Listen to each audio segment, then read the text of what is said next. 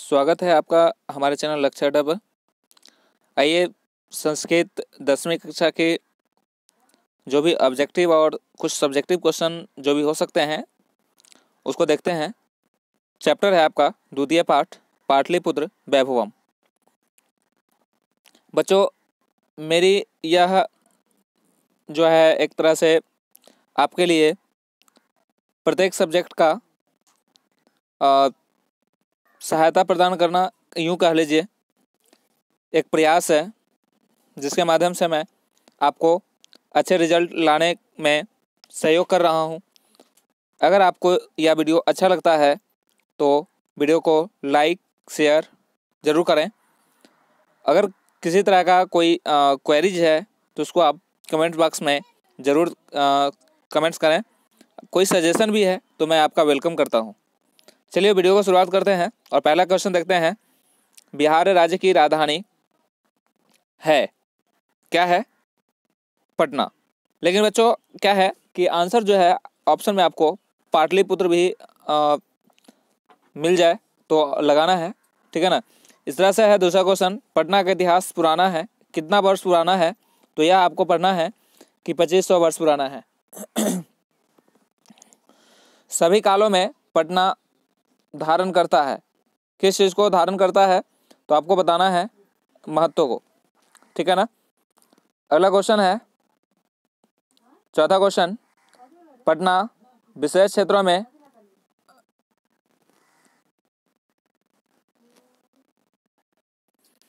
अगला क्वेश्चन है पटना विशेष क्षेत्रों में आकर्षित करता है, मतलब कौन कौन से क्षेत्र में आकर्षित करता है? तो यह होगा धर्म क्षेत्र, राजनीति क्षेत्र और उद्योग क्षेत्र, ठीक है ना। तो ये चार बनते हैं। ऑप्शन इसका ऐसे बनेगा कि पटना किन किन विशेष क्षेत्रों में आकर्षित करता है, तो आपको ये चौथा ऑप्शन मिलेगा इनमें से सभी, ठीक है ना। या एक कोई और ऑप्शन दे दिया जाएगा और तो बोलना है वही वाला ऑप्शन जो आकर्षित नहीं करता है। इस तरह से क्वेश्चन बनेगा। तो 3 ऑप्शन ये रहेंगे और एक चौथा रहेगा कोई भी जो इससे संबंधित नहीं है, तो वो ऑप्शन आपको मारना है जब कहे कि आकर्षित नहीं करता है, उस केस में। क्लियर है ना। अगला क्वेश्चन चलते हैं। मेगास्थनीज की कृति है, मतलब मेगास्थनीज की रचना क्या है, कौन सी है? तो इंडिका नामक पुस्तक थी जो मेगास्थनीज के द्वारा लिखा गया था। उसके बाद है अगला छठा क्वेश्चन। वेनसांग और फायान दार्शनिक था, कहाँ का? तो ये था चीन का। अगला क्वेश्चन है सातवां क्वेश्चन। मेगास्थनीज दार्शनिक था, ठीक है ना। अगर कहाँ का था, मतलब इसमें तो यूनान का राजदूत था, ठीक है ना। उसके बाद 8वां क्वेश्चन है। प्राचीन में भारतीय नगरों में एक सुंदर महानगर हुआ करता था, तो पटना। कूटनीति मताख्य काव्य के लेखक कौन है या रचनाकार कौन है? तो ये थे दामोदर गुप्त। बहुत VVI क्वेश्चन है ये, ठीक है। अगला क्वेश्चन चलते हैं। किसके कथनानुसार पाटलिपुत्र पृथ्वी का तिलक, सरस्वती का घर और इंद्र का स्थान है? ये कूटनीति मताख्य में ही वर्णन किया गया है और जो कि दामोदर गुप्त द्वारा लिखे गए हैं। अगला क्वेश्चन 11 नंबर क्वेश्चन। गंगा किनारे पाटलिपुत्र था, किस काल में? ऑप्शन रहेगा जैन काल, बुद्ध काल, ऐसा कुछ करके रहेगा। तो कौन से में? बुद्ध काल में, ठीक है ना। भगवान बुद्ध अनेकों बार आए थे, कहाँ पे? पाटलिग्राम में, क्योंकि उस समय पटना नहीं था, उस समय था पाटलिग्राम। अगला क्वेश्चन है महात्मा बुद्ध पटना के विषय में क्या कहा? यह आपको 2 नंबर में बनेगा कि महात्मा बुद्ध ने पटना के विषय में क्या कहा। तो यह ग्राम जो था, यह ग्राम भविष्य में महानगर बनेगा, परंतु कलह, अग्निदाह और बाढ़ से जो है सर्वदा घिरा रहेगा, मतलब प्रभावित रहेगा, ठीक है ना। ऐसा महात्मा बुद्ध ने कहा था। बहुत इंपॉर्टेंट क्वेश्चन है। मुद्रा राक्षस नामक साहित्य पुस्तक के लेखक कौन है? विशाख दत्त, ठीक है। मुद्रा राक्षस के लेखक कौन है? विशाख दत्त। वैसे बच्चों इसका मैं PDF लिंक जो है दे दूंगा नीचे, आप डाउनलोड कर सही उत्तरों के साथ इसका आंसर देख सकते हैं। वैसे आप नोट किए होंगे कि कई सारे गेस गाइड जो भी आते हैं उन सभी में आंसर जो है कुछ गलत दिया रहता है और ऑप्शन जो है कुछ इधर उधर दिए रहते हैं, जिसके कारण गलत भी ऑप्शन लगा हुआ रहता है और गलत आप याद कर लेते हैं, जिससे आपका नंबर जो है 1-2 मार्क्स कम आ सकते हैं कम से कम।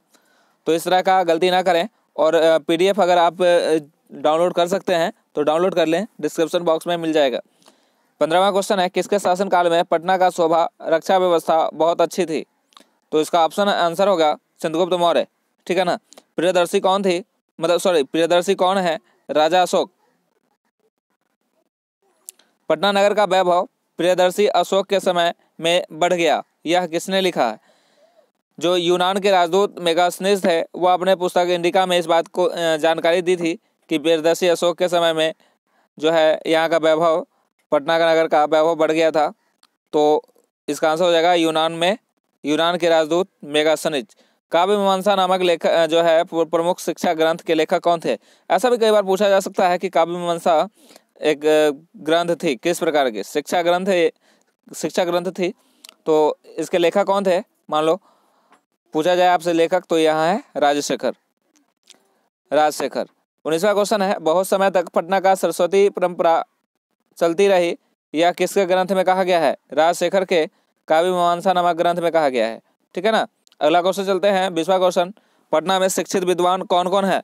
तो बहुत सारे थे, जिसमें पाणिनि, पिंगल, व्याधि, बरूची और पंतजलि, ये सभी थे, देख लेना है आपको।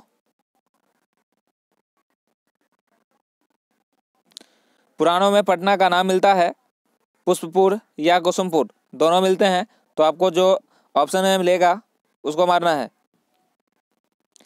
पाटलिपुत्र शब्द प्रचलित हुआ कैसे? तो मतलब किसके कारण? तो पाटल पुष्पों का पुत्तालिका रचना के आश्रय को लेकर, ठीक है ना। जो पाटलिपुत्र है किसके कारण हुआ, मतलब प्रचलित? पटल पुष्पों का जो है पुतिलका होता है, पुतिलका रचना के आश्रय को लेकर यह प्रचलित हुआ। गुप्त काल किस ऋतु में कौमुदी महोत्सव मनाया जाता था? जो गुप्त काल था उस काल में कौन से ऋतु में कौमुदी महोत्सव मनाया जाता था? शरद ऋतु में। दुर्गा पूजा के अवसर पर कैसा समारोह दिखता था? मतलब दुर्गा जो पूजा है उस जो अवसर पर देखा जाता था समारोह, किस तरह का समारोह देखा जाता था? तो कौमुदी महोत्सव को में ही जो है दुर्गा पूजा के अवसर पर जैसा समारोह दिखता है वैसा समारोह देखा जाता था, ठीक है। अगला क्वेश्चन देखते हैं, पटना किस काल में निर्माता अवस्था में था? एकदम, तो मध्यकाल में। किसके काल में पटना नगर का उद्धार हुआ? आंसर होगा मुगल काल। किसके शासन काल में पटना और अधिक विकास हुआ? अंग्रेजी शासन काल में। अगला क्वेश्चन है, पाटलिपुत्र का नाम पटना किस काल में पड़ा? तो मध्यकाल में पाटलिपुत्र का नाम पटना पड़ा। पटना शब्द किससे निकला? तो पतन से, ठीक है। इसके बाद है पटना नगर की देवी कौन थी? मतलब वहाँ पे किसकी पूजा की जाती थी? तो पटन देवी। पटना नगर के पालन करने वाली देवी को आज भी पूछते हैं, किस देवी को? तो पटन देवी को। इस समय पटना में बहुत विशाल और इस समय जो पटना है बहुत ही विशाल है और राजधानी भी है, किसकी? तो होगा आंसर इसका बिहार का। पटना के उत्तर में कौन कौन नदी बहती है या कौन सी नदी बहती है? तो सिर्फ एक नदी उत्तर में, पटना जो है मेन मुख्य रूप से पटना की बात करें तो उसके उत्तर में गंगा ही है। पटना नगर किस नदी के किनारे बसा है? तो उत्तर होगा गंगा नगर। एशिया महादेश की सबसे लंबी सेतु, ठीक है ना। इस बुक के हिसाब से गंगा जो है गांधी सेतु होगा पटना गंगा नदी पर, इस चैप्टर के हिसाब से। बाकी उसके लिए अब बाकी क्वेश्चन अलग होंगे। पटना के पर्यटन स्थलों में कौन कौन से हैं उसका नाम गिना है? तो इसका मतलब है एक संग्रहालय है, म्यूजियम जिसे कहा जाता है, उच्च न्यायालय है, सचिवालय है, गोलघर है, तारामंडल है, जैविक उद्यान है, मध्य मौर्यकालिक अवशेष है, महावीर मंदिर है और गुरुद्वारा है, ये सभी हैं। पटना में कौन सा जैविक उद्यान है? इसका नाम है संजय गांधी जैविक उद्यान। सिखों के 10वें व अंतिम गुरु कौन थे? गुरु गोविंद सिंह। गुरु गोविंद सिंह का जन्म स्थल पटना में ही है। और किनके जन्म स्थल पर गुरुद्वारा, मतलब किसके जन्म स्थल पर गुरुद्वारा है? तो ये भी इसका अभी आंसर होगा गुरु गोविंद सिंह। तो इस तरह ये क्वेश्चन जो है समाप्त हुए। टोटल क्वेश्चन आपने करे 40 और हमें विश्वास है कि आप 40 क्वेश्चन इस चैप्टर से 2 से 3 क्वेश्चन तो पक्के ही रहते हैं। तो इसका मतलब है कि आपको 40 में से 2 से 3 क्वेश्चन तो कंफर्म आपको मिल ही जाएंगे और याद हो भी गए होंगे साथ साथ अभी भी। तो मैं आपसे आशा करता हूं कि हमारे वीडियो को आपने अच्छे से देखा होगा और आपको ये प्रश्न सभी याद हो गए होंगे। तो अच्छा लगा हो तो लाइक करें, कोई सजेशन कमेंट्स करें और शेयर तो ज़रूर ही करें। धन्यवाद।